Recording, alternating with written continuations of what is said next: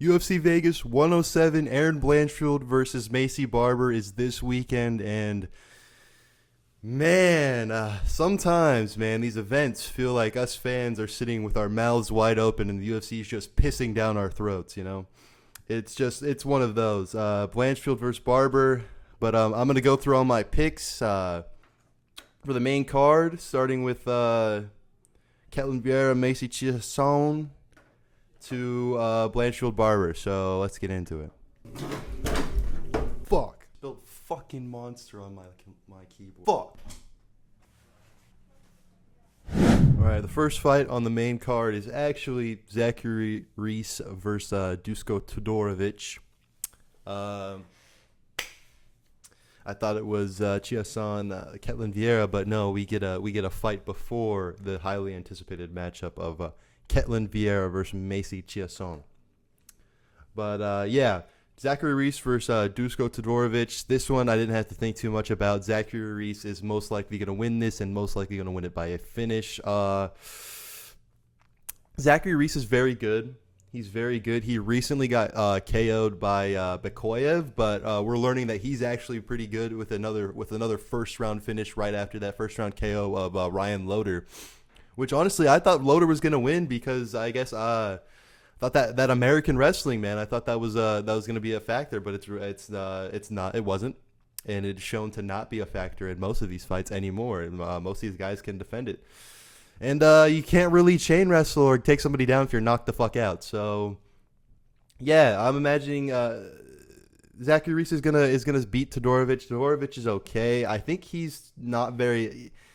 Zachary Reese is a lot more athletic, and I think that's what the deciding factor is. He's a lot more explosive, in my opinion. Not explosive, but he's a lot quicker, a lot more athletic. He's able to make these dynamic movements and dynamic striking that's going to be able to finish Todorovic.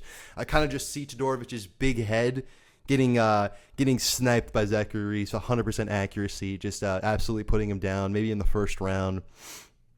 Yeah, this is a banger middleweight. This one's actually a decent fight. It's good to see Zachary Reese back. This is not the worst fight on the card for sure.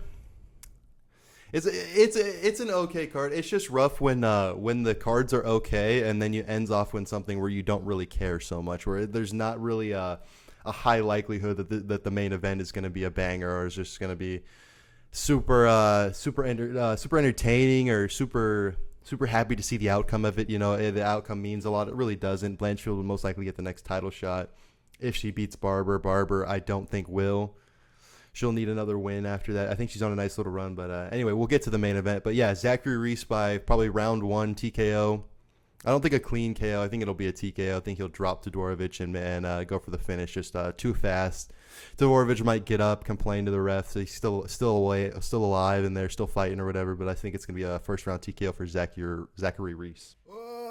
Fuck am I doing? Apex events. All right, the second fight on the main card: Ketlin Vieira versus Maycee Chiasson. I'm gonna go with Maycee Chiasson. I think she's better. I think she has better striking. Ketlin Vieira made it close with, or not close. She gave a good fight to Kayla Harrison in her last fight. You know, she's all right. And before that, it's what even is it before that? Yeah, before that, it's Pannie Kianzad and bunch of other nonsense. A split decision win over Holly Holm. Not super impressed by Ketlin Vieira. She's been in the UFC for like 9 years now, 8 years, something like that. Maycee Chiasson's also been there like 6 years. They're both well seasoned UFC vets at this point. But yeah, I think Maycee Chiasson's just looked better in her last performances. I mean, she's getting wins. I mean, her last loss is to Irene Aldana with just an absolutely out of the blue, 1 in a million up kick to the liver. Never seen that before. I remember watching it being so genuinely confused on what happened. Then they show the replay and it just perfectly heel kicked her, perfect up kick heel right into her liver at folded Chiasson. That was Irene Aldana. But before that, she was looking good and beating her. And Aldana's just kind of proved to not be at that top level. Well, I mean, she's the top level of this division because it's, you know, women's bantamweight. But I mean, she's not going to beat the top. And and another thing to point out, both these guys have a loss to Raquel Pennington, the true 135 champ. Ketlin Vieira already lost to Kayla Harrison, so I don't think this means much unless Chiasson wins, which I think she will. I think it'll be a decision, probably 29-28. I don't think it'll be one of those things where maybe there's a few fun moments, but it's not going to be anything crazy. Maycee Chiasson is probably just going to barely outpoint her. 29-28 decision win. That's my pick, and we're moving on. All right, the next fight on the main card is Dustin Jacoby versus Bruno Lopez. This is it's actually a decent fight. It's an okay fight. I mean, main card of an Apex worthy, I suppose. I don't know. None of these are really worthy of a main card slot, in my opinion. But Dustin Jacoby versus Bruno Lopez. I want to take Dustin Jacoby. I mean, coming off a big brutal knockout over Vitor Petrino. But I mean, Petrino lost to Anthony Smith, so how good is he? I don't know. That was a really good fight, though. It was entertaining. He knocked him out like Usman did to Masvidal. It was just absolutely perfect 1-2. Absolutely rocked his head. Dropped him down to the mat. Beautiful out cold KO. And Bruno Lopez coming off the DWCS and gets a decision win. I don't know. Pretty even if you look at the tail of the tape. 76-inch reach for 74. Both 6'2", except when he gets to age, Justin Jacoby's 37. That's the problem here. That's the only iffiness in my pick. I imagine Bruno Lopez is probably a favorite. That's not something I really look at when I'm doing these picks, but I imagine Bruno Lopez is a favorite. But I just like Dustin Jacoby. His kickboxing is great. I love to watch a Jacoby fight for the most part, but his career is pretty iffy, pretty back and forth. He goes on wins, wins, loses, that type of thing. KOs mixed in there. But I'm thinking we could see a schooling from the vet here. I'm thinking maybe a decision for Justin Jacoby, a little decision. Thinking that, yeah, I don't know. Bruno Lopez, I mean, this is a moment. I mean, I could be 100% wrong here, and I'm fine with that. But it'd be a big showing for Bruno Lopez to get a KO or a decision over Justin Jacoby. It'll mean something for the future of light heavyweight. He is 14-1. I don't know, man. I think Justin Jacoby is most definitely a dog, but I'm going to go with the dog here and Justin Jacoby. I just really like his striking. And I think maybe I'm betting with my heart a little bit, and I just want to see Jacoby win because it'd be nice for him to come off that momentum of the Vitor Petrino KO and just get another win here and just see what he can do at 37 years old. I guess it doesn't matter too much at these heavier weight classes. We have seen older champions in light heavyweight specifically, Glover Teixeira being 42 winning the title. So yeah, I'm gonna go with Dustin Jacoby by decision. I don't think it'll be a finish. I'm not really betting on a finishing maybe in these fights, but yeah, Dustin Jacoby by decision is the pick. All right, the next fight on the main card: Billy Ray Goff versus Ramiz Brahimaj. Ramiz Brahimaj. Okay. I got a little bit of shit on Twitter for calling this a bad card, and then someone commented, "Just wait till Billy Ray Goff and Ramiz Brahimaj put on a fight of the year contender." All right, I'd love to see it. Fuck it. I mean, maybe this would be the fight of the year. It tends to be on these boring cards. We have some decent events with when it's not so much the name value. So maybe we'll see a good fight. Billy Ray Goff, really great, relentless boxing pressure. I love the pressure he just puts on, just right in the person's face, throwing. But he lost, and he went like 2-12 or something insane on takedowns in his last fight. He ended up losing to Waters, I think his name was, something like that. But I saw a lot of the highlights of the fight. A lot of the highlights were him pouring it on him at the end of the rounds, putting a little bit of a beat down at the end of the rounds just with his pressure and cardio. So that being said, I'm going to go with Billy Ray Goff by a finish maybe. Maybe I'm buying into the hype from the people shit talking me on Twitter for calling this a bad card. But yeah, Billy Ray Goff, he's younger. He's he's fresh. He's got the relentless pressure. He's got good boxing, takedowns as well. I'd like to see him. I like to see him win over Ramiz Brahimaj. I don't really care so much. I mean, these guys end up getting put. I was going through the records. These guys end up getting put on these bad cards. They're going on like shitty fight nights a lot, so it's hard to remember their performances. And another rant I have: the UFC or ESPN Plus has been taking off. You can't watch the old fight nights anymore. They've completely taken them off the ESPN Plus. Why do I pay for this at this point? I get the fight nights. I get to watch great events such as Blanchfield versus Barber. I'm just so excited and happy that I pay for that.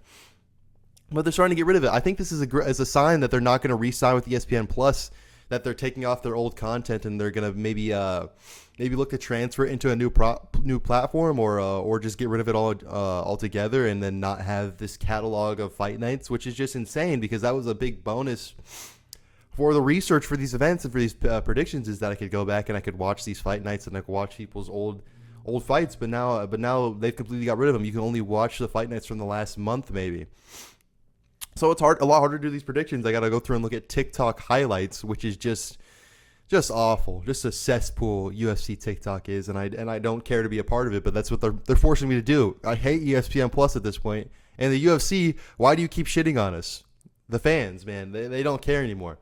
That being said, Billy Ray Goff by decision. That's the pick, or by finish. TKO finish. Just an upset. I think this is another dog too. I just glanced at the odds. I think it might be a slight dog here, but yeah, we're gonna go with Billy Ray Goff. I mean, I want to get through these ones and get to the next two. I have more to say about those, so get to the next two.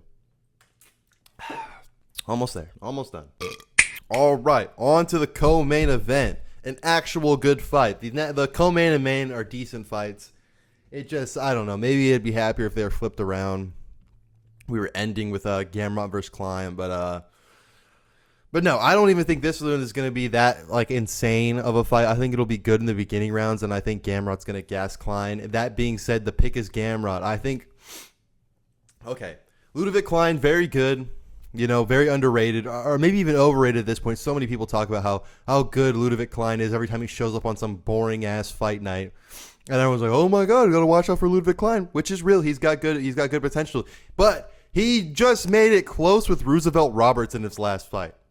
He made it close with him. He was losing on the feet. He was a minus 1,000 favorite. Didn't look like it. Almost lost to Roosevelt Roberts. There were definitely moments, maybe not almost lost, but there were moments where he was losing the fight. Okay.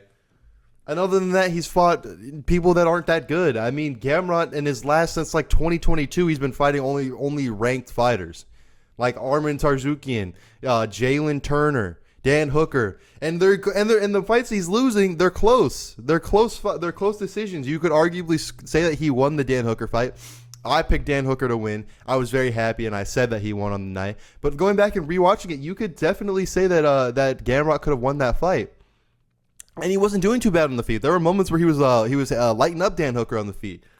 So I think this is going to be one of those things where, I mean, Ludovic Klein is underrated, and everyone's saying he's somebody to look out for at lightweight, but he's just not been fighting the level of competition that Gamrot has. This is too big of a step to almost losing to Roosevelt Roberts, or losing moments on the feet to Roosevelt Roberts, to fighting Gamrot in a co-main event. It's too big of a jump, in my opinion. It's not something that's very winnable for Klein. He's got good takedown defense, good striking, very composed in there. He's explosive, but Gamrot's just relentless. I mean, he's gonna attempt that takedown. Even if he doesn't get it, he's gonna roll for a leg. I mean, the exchange is not gonna end the second that Ludovic Klein stuffs the initial single leg. It's not gonna end there. Gamrot's gonna be relentlessly scrambling. He's gonna find the position. And I think he will drown Ludovic Klein. I think he will drown him. And this is going to be, is it 5 rounds? If it's 5 rounds, it'll be a finish. If it's 3, I think it'll be a decision. But in the later rounds, he's going to absolutely drown Klein. And it's going to be competitive in the first, I think. I think he'll be able to stuff the initial takedowns, maybe land some shots on Gamrot. But Gamrot's going to find success on the feet as well. And then it might be close if it's 3 rounds, 29-28. But he's for sure going to win rounds 2, 3. And then it gets to the championship rounds, I think he'll get a finish, a submission win. So depending if it's 3 or 5 rounds, which I guess I didn't look, it's co-main, so potentially it's 5 rounds. It's going to be a Gamrot win, and it's going to be one of those things where it's like Klein just too big of a jump too soon. He's been fighting nobody who's near as good as Gamrot. And that's just a fact. You go through his resume. Here, we'll go through his resume right now. Roosevelt Roberts, close fight. Thiago Moises, everyone beats Thiago Moises. Everybody does. This is not something crazy. It's not some crazy accomplishment. I mean, Jared Gordon just knocked him the hell out. I mean, it's not some crazy accomplishment. Thiago Moises is not as good as everyone says. And you go back further, Bahamondes gets the decision. Very good to have a decision over Bahamondes. And then what is it? Mason Jones, the dude that was cut and then brought back on a short notice replacement. Devontae Smith. Who are these lightweights? And then you go back and then he has 2 losses. One of them to Nate Landwehr when he was fighting at 145. Okay. Klein is just not at the current level that Gamrot is, and it's too big of a jump. That's simply what it is. Gamrot is going to win. It might be boring in the later rounds when Gamrot's just drowning him, getting dominant position, landing pitter-patter TKO. I think Gamrot knows that this is a make-or-break moment. He's had a lot of close fights. I mean, if he loses to Ludovic Klein, then there's no shot he's getting it. He's fighting for the title in his career. I mean, he's 34. He's getting up there. This is a must-win fight for Gamrot, in my opinion. If he loses this, then title aspirations are out the window. He's not fighting for the title if he loses to Ludwig Klein here. And I think he's going to know that, and I think he's going to go out there and he's going to fight with the ferocity and the relentlessness that he needs to, and he's going to get that decision win or finish if it's 5 rounds. So, yeah, that's the pick. Matheus Gamrot will defeat Ludwig Klein. It's a good co-main event. But then after this fun little experiment, seeing if Ludwig Klein is top level, we get to finish off with the main event, and I'll get to that.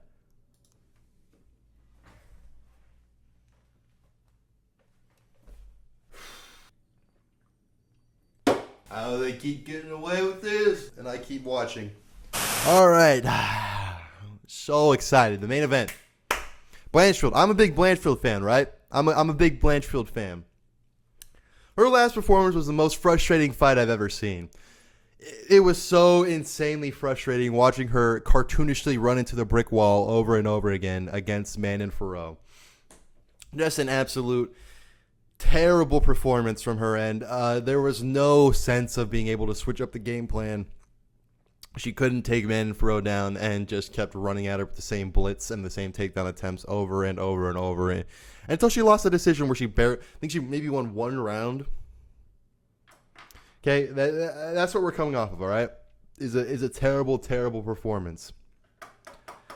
Although Maycee Barber, okay, this is the opponent. This is a big step down from Manon Fiorot. I don't think Maycee Barber is anywhere near as good as Manon Fiorot. I think this is one of those things where there's a lot of people who are rooting for Maycee Barber for all the wrong reasons, okay? You know, not because she's her fight skill or anything. They just like Maycee Barber. And that's a huge problem with people betting on women's MMA. They got these crushes and they just go for them and think they're going to win. Erin Blanchfield, coming off of this bad performance, she was doing better before. She was taking people down. She got rid of Talia Santos, who arguably beat Valentina Shevchenko, in my opinion. And she beat her clearly, in my opinion. She has a win over Rose Namajunas. Clear win. And she has a win over Jessica Andrade. Clear win. Yeah. Blanchfield won that Rose fight. There were some close moments. It was definitely 3-2. 3-2 Blanchfield, but she's got these top level wins. Maycee Barber has fumbled when it comes to the top. Let's go ahead and look at her resume real quick. Went over Caitlin Chukagian, Manda Rebos, Andrea Lee. These are fights you're supposed to win. Okay, Jessica I, Montella De La Rosa. They're all the floaters here at the division. Those are all must wins. Miranda Maverick's a good win, and then losing to Alexa Grasso, which is understandable. She ended up becoming champ, and then you go back even further. She has wins in TKOs, KOs. Those are 2018, 2019.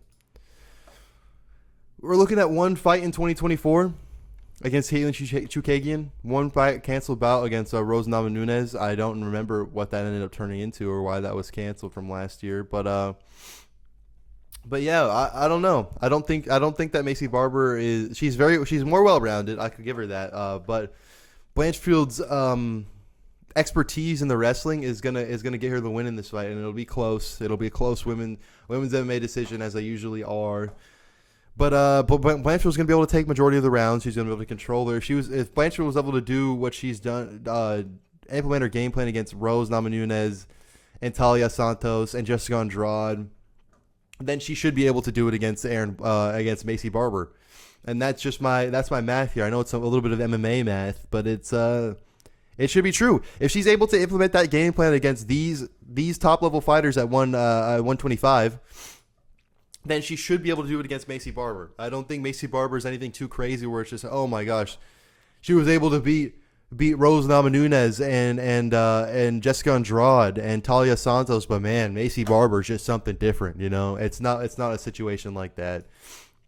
I think Blanchfield's going to win here. It's just going to be Maycee Barber's another name added to the list. It's not going to be entertaining. Blanchfield fights usually aren't the most entertaining thing.